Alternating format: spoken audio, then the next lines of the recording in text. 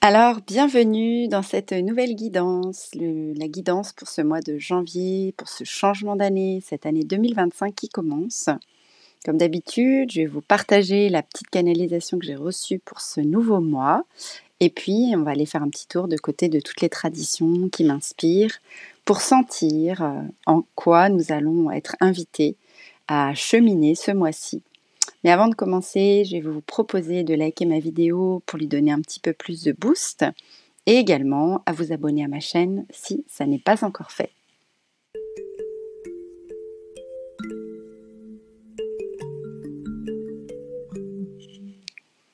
Alors on va commencer par la petite canalisation que j'ai reçue. Et donc ce que j'ai vu, c'est une terre glacée, givrée, vierge pour un nouveau commencement. C'était maculé de blanc. Et le blanc, c'est en fait la couleur qui les contient toutes. Donc, c'est comme si toutes les possibilités étaient là. Une infinie possibilité qui s'offre à nous pour démarrer ce premier mois de l'année. Quitter l'ancien, se laisser traverser par le nouveau, recevoir les idées créatives pour les mettre au monde, pour mettre au monde ce qui nous correspond. Pour nous, mais aussi pour le plus grand bien de tous. Il y avait une ambiance de légèreté, de pureté, comme de l'air frais, qui venait vivifier mes poumons. Et il y avait aussi de la lumière et de la clarté. Je voyais des pas qui laissaient des traces dans la neige, un tracé sûr qui avançait en ligne vers l'avenir. C'était calme, mais il y avait aussi de la vie autour. On y entendait comme un petit ruisseau qui s'écoulait tranquillement, de l'eau vive et circulante. Comme si nos émotions avaient l'opportunité de circuler plus librement, ainsi qu'une énergie fine dirigée vers un objectif. C'était une énergie plus structurée. Alors, elle était structurée, mais elle était quand même souple. Et en fait, c'était comme une structure qui nous guide, qui nous accompagne, mais qui ne nous enferme pas. L'énergie de janvier est yin, car douce, légère et enveloppante. Mais elle est aussi yang, car droite, bordée et dirigée vers un but. Un peu comme s'il y avait un mélange entre l'archétype féminin de la jeune fille, avec la légèreté, mais aussi cet archétype du guerrier masculin, le guerrier de lumière. J'avais une image de quelque chose qui brillait comme des paillettes dans la neige étincelante. Ça représentait les reflets de la lumière du cœur de chaque être, qu'on peut voir si on est prêt à voir. Ce que j'ai entendu, c'est observer, accueillir et agissez vers ce qui vous est montré. Et là, en fait, j'ai vu ensuite des personnes en costume traditionnel du Nord qui se donnaient la main en ronde en faisant des pas spécifiques comme une danse traditionnelle. Ils faisaient ça ensemble en étant coordonnés, mais chacun avec sa manière d'interpréter. C'était à la fois joyeux et sérieux. Ils étaient comme synchronisés malgré leur individualité. Et je crois que c'est ce qu'on nous invite à faire ce mois-ci, mélanger nos singularités en les harmonisant ensemble vers un objectif commun, qui va être plus grand que si on œuvrait seul, chacun de notre côté.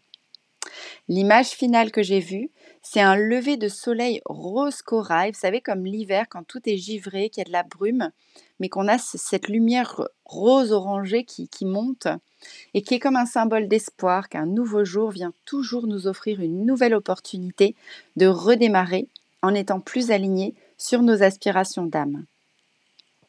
Alors si on va voir maintenant du côté de la numérologie, tout d'abord, il est important pour nous de se pencher sur ce changement d'année, car c'est à partir du chiffre de l'année universelle que se calcule chaque mois universel.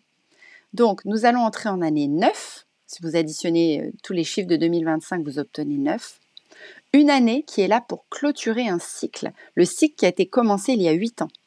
Nous serons donc invités à finir les dossiers en cours, libérer les vieux comportements obsolètes, lâcher nos rancœurs du passé et laisser aller nos émotions résiduelles, toutes les relations qui ne nous apportent plus rien de positif, afin de démarrer en 2026, l'année prochaine, un nouveau cycle énergétique sur des bases plus saines.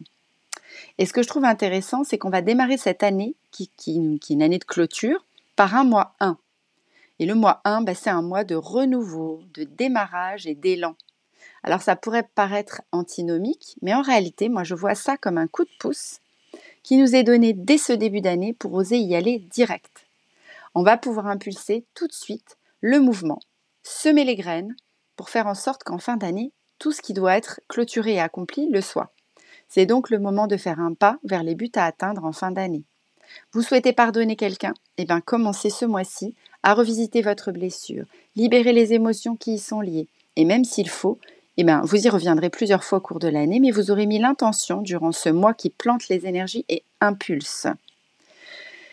Vous voulez créer un projet qui vous habite depuis plusieurs années qui n'est pas encore accompli? Eh bien, faites le premier pas ce mois-ci pour la mise en place de ce projet. Déclarez l'activité officiellement, créez une page Instagram dédiée, trouvez un nom, un logo, mais en tout cas, dites par votre action à l'univers que vous voulez que ce projet prenne naissance avant la fin de l'année. Vous avez un désir de bébé? Eh bien, préparez votre corps par un changement d'alimentation dès ce mois-ci, une mise en lumière de votre utérus en visualisation, par exemple. Vous avez envie de trouver un partenaire de vie, de pouvoir enfin commencer une vie à deux qui soit harmonieuse. Eh bien, inscrivez-vous ce mois-ci, par exemple, sur un site de rencontre ou laissez votre ami vous présenter quelqu'un de nouveau. Faites une petite annonce à l'univers, mais démarrez ce que vous voyez pour ce projet ce mois-ci. En bref, tout ce que vous voudriez voir réglé en fin d'année doit prendre graine ce mois-ci. L'année 9, c'est aussi l'année de la fraternité, de l'universalité. Donc la possibilité d'œuvrer ensemble et de se tirer vers le haut, vers une croissance spirituelle. Il n'y aura donc pas que du nettoyage cette année, mais aussi pour ceux et celles qui sont déjà prêts, de belles coopérations pour le plus grand bien de tous.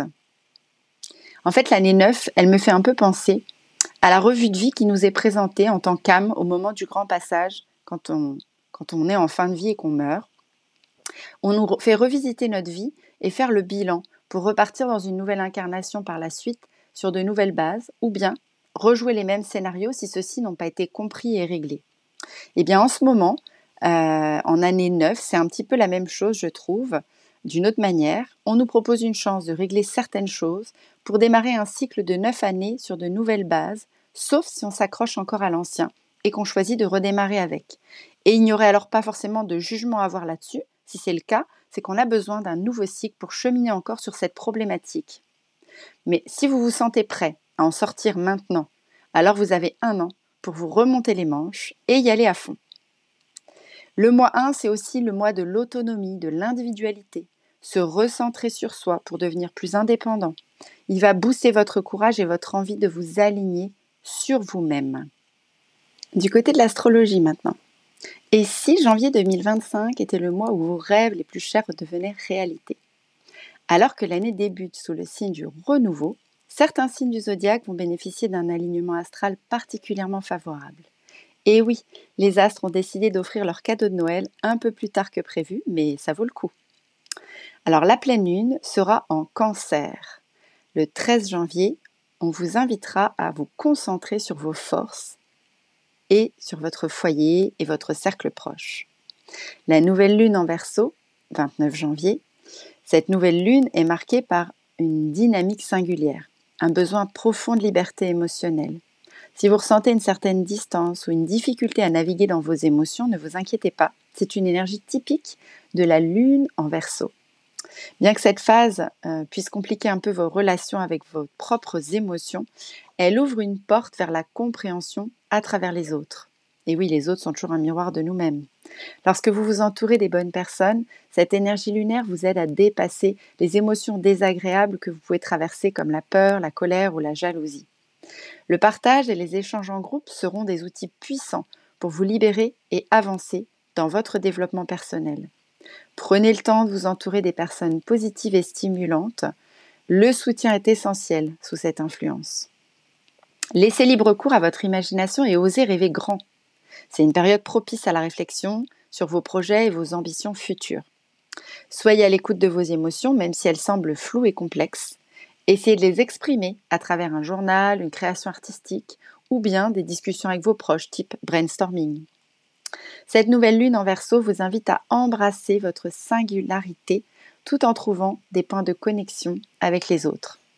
C'est le moment de laisser votre esprit visionnaire s'épanouir et d'utiliser cette énergie pour proposer les bases d'un avenir plus aligné avec vos aspirations profondes. La planète Mercure se joindra à Pluton pour vous aider à préparer la nouvelle année 2025. La planète Mars entamera sa rétrogradation et les perturbations relationnelles sont possibles. Mais elles permettront aussi de tirer du bien des choses au clair pour mieux repartir sur un pied neuf. C'est un mois d'introspection et de renouveau, ce mois de janvier. Il marque bien le passage d'une nouvelle année. Que de belles opportunités s'offrent à nous. N'hésitez pas à prendre ce message des astres au pied de la lettre et vous lancer tambour battant dans 2025, comme des battants. Tentez tout, ne vous laissez pas ralentir par ceux et celles qui seraient plus longs au démarrage. Profitez des belles énergies du mois pour entreprendre ou repartir de zéro s'il le faut. Alors, pour ce qui est des fêtes celtiques, il n'y en a pas au mois de janvier. Par contre, Imbolc arrivera dès le tout début février. Mais ça, je vous en parlerai dans ma prochaine guidance. Du côté des 13 mers amérindiennes, avant de passer à la mer de janvier, je voulais quand même faire un arrêt sur la 13e mer, celle qui devient sa vision. Elle est entre celle de décembre et celle de janvier. En fait, janvier démarre une nouvelle roue de l'année. Mais cette mer, la 13e, c'est la mer de la transformation. Elle est la gardienne de tous les cycles, la protectrice des esprits qui s'élèvent. Après avoir exploré toutes les propositions de ses sœurs chaque mois de l'année, avoir acquis des leçons d'évolution spirituelle, elle fusionne tous ses apprentissages de sagesse pour se transformer en profondeur au niveau de son corps, de son cœur, du mental et de l'esprit. Elle devient une extension infinie, universelle et créative d'amour du grand mystère. Il s'agit donc ici d'incarner pleinement tout ce qui est universalité, interconnexion et le fait de ne faire qu'un avec les autres et le tout. Elle représente l'éveil de conscience, le point zéro, ou ce qu'on peut dire aussi le passage à la 5D. Il me semblait donc essentiel de vous parler d'elle pour entamer cette année 9 de clôture, de bilan, mais aussi d'universalité, comme on l'a pu le voir en numérologie. Pour ce qui est de la mère de janvier maintenant, celle qui parle à toutes ses relations, elle nous invite à redémarrer un cycle d'enseignement à travers les archétypes des 13 mères originelles, en commençant par se concentrer sur notre lien à tout ce qui vit autour de nous. Tous les règnes, humains, animaux, végétaux et même minéraux, sont vivants autour de nous et nous pouvons interagir et même coopérer avec eux. Comment est-ce qu'on peut améliorer nos relations avec ceux qui nous entourent ? Nous faisons partie d'un tout, l'autre n'est qu'un miroir de moi-même. Comme je le traite, je me traite. Ce que j'envoie comme énergie à l'extérieur de moi me revient. Ne rien rejeter ni en soi, ni à l'extérieur, sinon on arrive dans un clivage manichéen du bien, du mal. Voir la beauté en chaque chose et respecter les rythmes, les coutumes et les façons de vivre de tous. Voilà à quoi nous invite cette première mère de clan, mois de janvier. Alors pour terminer la canalisation du jour, comme d'habitude j'ai pioché des cartes. Alors j'ai choisi l'oracle Terre de Louve parce que c'est un oracle qui, comme nous l'invite cette mère du mois de janvier, nous met en relation avec tous les règnes. Et donc je me suis amusée à piocher dans chaque petit paquet de chaque règne proposé par cet oracle une carte. Donc la première que j'ai piochée, c'était dans le paquet des cartes de tout ce qui est éléments. Et là je suis tombée sur la carte de l'eau. Vous voyez, avec toutes ces bulles d'eau qui circulent là. Et donc, dans les mots-clés de l'eau, c'est origine, émotion, nettoyage profond, purification, naissance et renaissance. Quelle eau coule en toi ? Une source, une rivière, une cascade, un lac calme, la mer et ses vagues, la pluie ou même une larme. Toute vie jaillit de l'eau. L'eau est à l'origine de ton existence. Indispensable, elle circule à tout instant dans ton corps et chaque jour, la nature s'en nourrit. Elle est puissante ou douce, immense ou minuscule, déchaînée ou délicate, fluide ou gelée, fraîche ou chaude. Elle est musique. Laisse-toi bercer par son chant, écoute les émotions de ton être intérieur. L'eau t'offre un nettoyage profond. Elle peut atteindre chacune de tes cellules. Elle se glisse aussi jusque dans le jardin de ton inconscient. Vous voyez, les questions vraiment de nettoyage et de purification, je trouve ça assez intéressant dans cette année 9 qu'on va démarrer, où il est question vraiment de nettoyer, de dégager, de clôturer. Assieds-toi près d'une rivière, on revient au petit ruisseau que j'ai vu dans ma canalisation.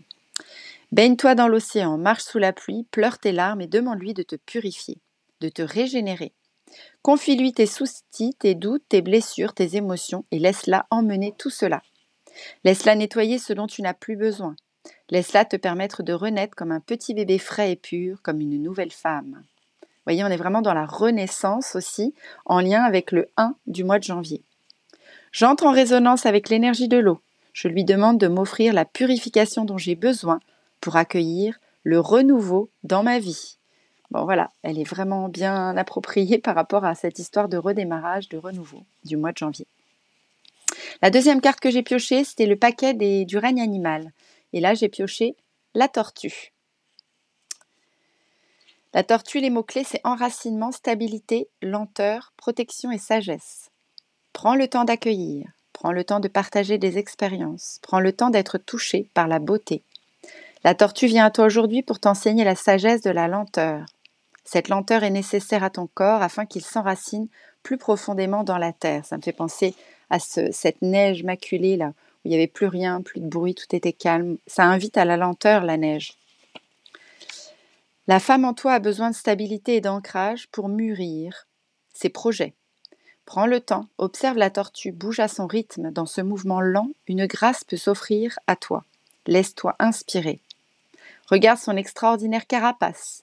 Elle est un véritable bouclier de protection. Les formes de cette carapace composent une trame puissante et stable qui protège des blessures.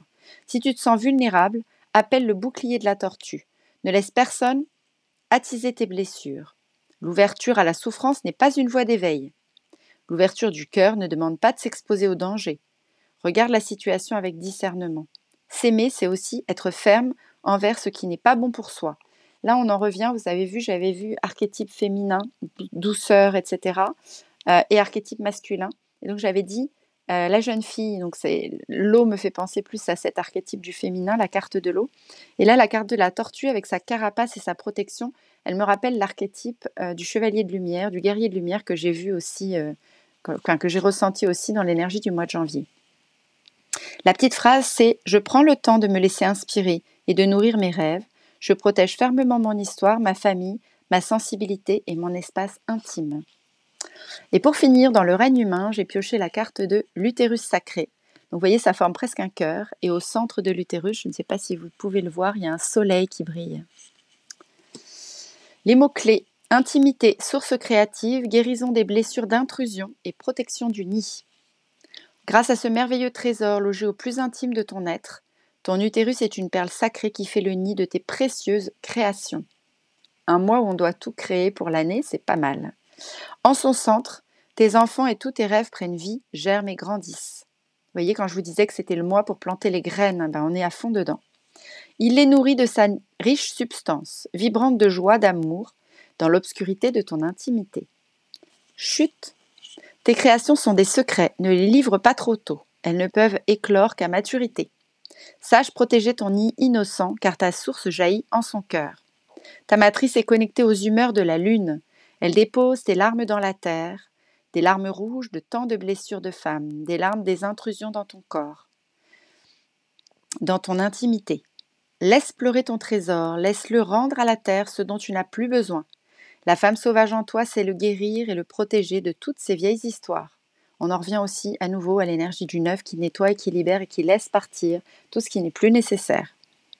Et quoi d'autre que le sang des règles qui inspire et qui symbolise tellement ce nettoyage, à tous les niveaux d'ailleurs.